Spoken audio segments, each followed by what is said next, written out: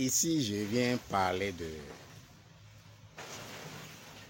du prix de la spiritualité.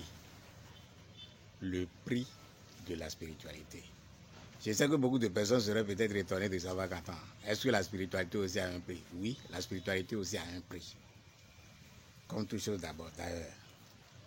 Vous savez, dans le temps ancien, bon, je parle de temps ancien, il y avait des institutions dans laquelle tu peux rentrer, suivre une voie, une éducation, tout droit. Bon, si tu veux suivre la voie de sannyasi, la voie de yoga, tous les autres voies là, il y a des institutions qui te reçoivent.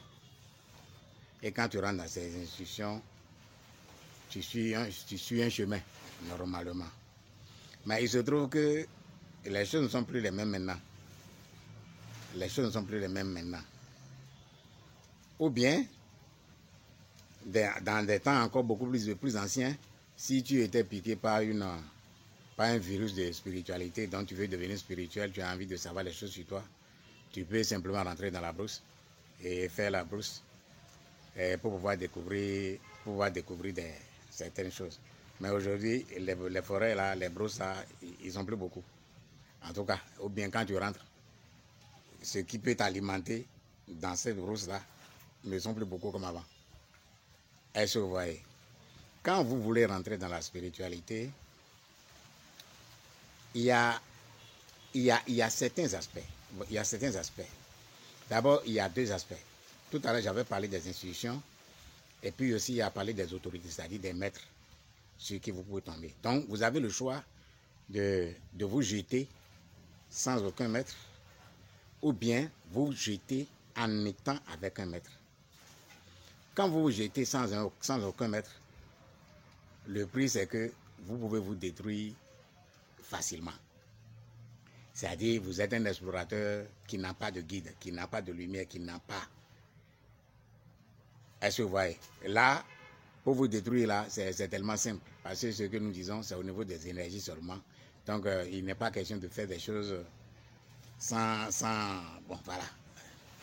Maintenant, quand vous avez la chance de trouver un maître avec qui vous êtes, là, le risque est moins et votre chemin est plus sûr. Parce que le maître a fait le chemin. Donc, il est à même de montrer le chemin.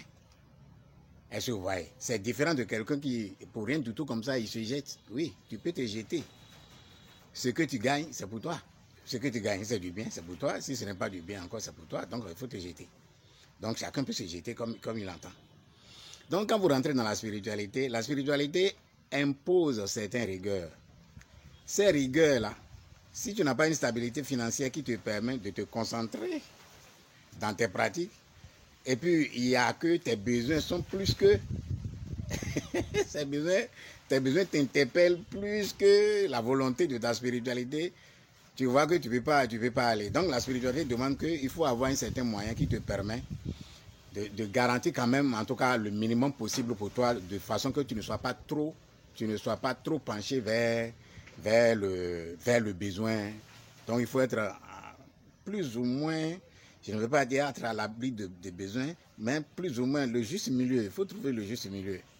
Voilà, parce que il serait question de ton alimentation, parce que tu vas t'alimenter d'une certaine façon qui ne serait plus ce que tu manges. En tout cas, si tu veux vraiment avancer, donc tu ne peux plus manger tout comme tout. Non, non, non, non, non. Ton alimentation doit être organisée, ton sommeil doit être organisé, ta pensée doit être organisée. Et puis toutes ces choses-là demandent beaucoup plus de sacrifices, beaucoup plus de concentration sur soi-même, qui n'autorise pas à autre chose de formuler des besoins qui vous absorbent encore plus. Est-ce que vous voyez? Donc le prix de la spiritualité, c'est un prix façon que chacun essaie de le payer à sa manière. Est-ce que vous voyez? Tout à l'heure, quand je parlais des institutions qui te reçoivent, ces institutions-là aussi doivent tourner. C'est à cause de ça que vous allez voir, ils vont se verser dans la mendicité. Bon, dans les pays orientaux, c'est organisé. Quand on les voit, on sait que bon, ces personnes-là, c'est des personnes classes. Mais dans les pays tropicaux, comme chez nous ici, là, en Afrique ici, là, rien n'est organisé. Donc tu ne peux pas dire que je suis spirituel, c'est à cause de ça que tu es en train de faire ce que tu fais en termes de mendicité. Non, pas du tout. Donc tu t'organises. Donc la spiritualité a un prix. Et ce prix, il faut avoir le minimum d'abord qui te garantit. Maintenant, que ce soit dans une institution, que ce soit tu t'es jeté. Si tu t'es jeté, il y a son prix. Si tu tombes sur un maître, il y a forcément son prix. Tout ça dit, la spiritualité a un prix. Et ce prix-là, tant que vous n'êtes pas prêt à payer ce prix,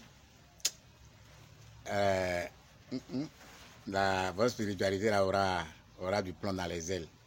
Donc, c'est juste une attention que je suis en train d'attirer.